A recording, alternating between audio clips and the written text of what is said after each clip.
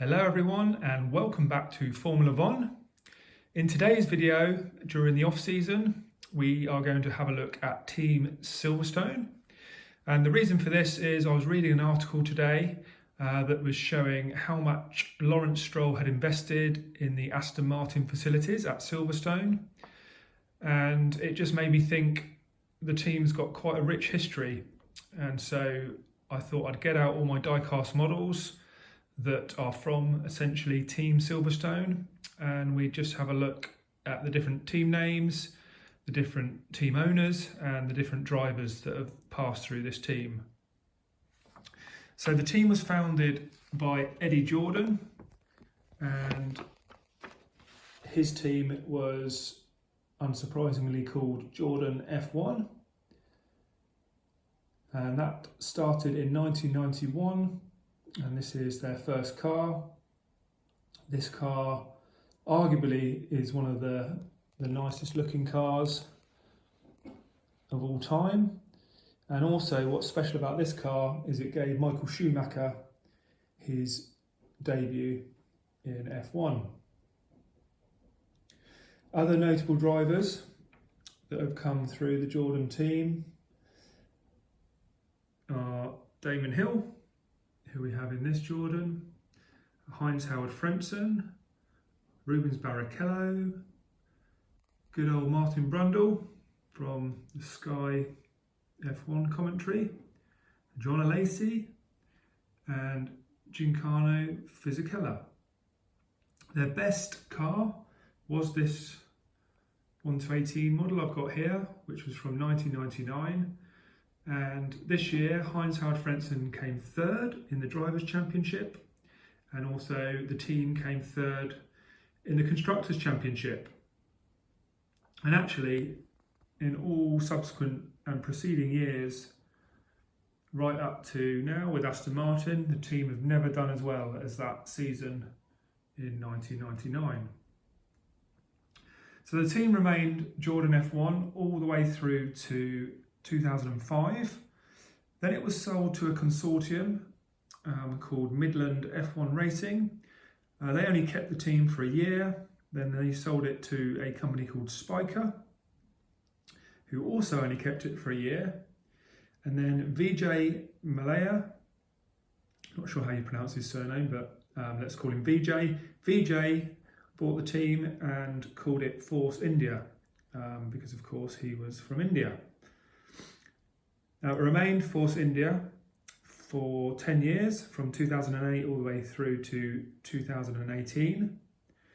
And drivers that came through the team during this time were Perez, Esteban Ocon, Fisichella raced for them again, Nico Hülkenberg, Paul di Resta, and Adrian Sutil.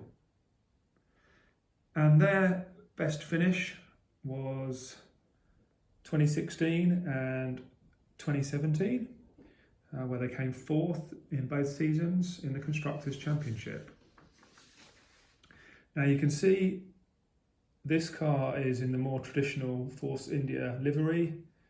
They varied from black, orange and green to white, orange and green during most of the 10 years of Force India.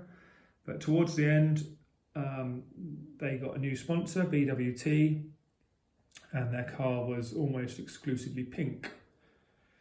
Now, in 2018, Force India went into administration, and Lawrence Stroll headed up a consortium called Racing Point, who bought the team and raced in 2019 and 2020.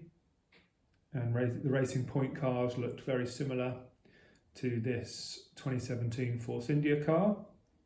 In fact, in 2020, I'm sure a lot of you remember the COVID year, the Racing Point car was nicknamed the Pink Mercedes, as it was almost a carbon copy of the previous year's Mercedes. Then in 2021, Lawrence Stroll bought Aston Martin, the automotive company, and renamed the team from Racing Point to Aston Martin. and Team Silverstone remains as Aston Martin to this day. Now, Lawrence's son Lance has raced for Aston Martin since its inception in 2021 to the present day, but it's also had two very notable drivers, two world champions, initially Sebastian Vettel and of course now Fernando Alonso.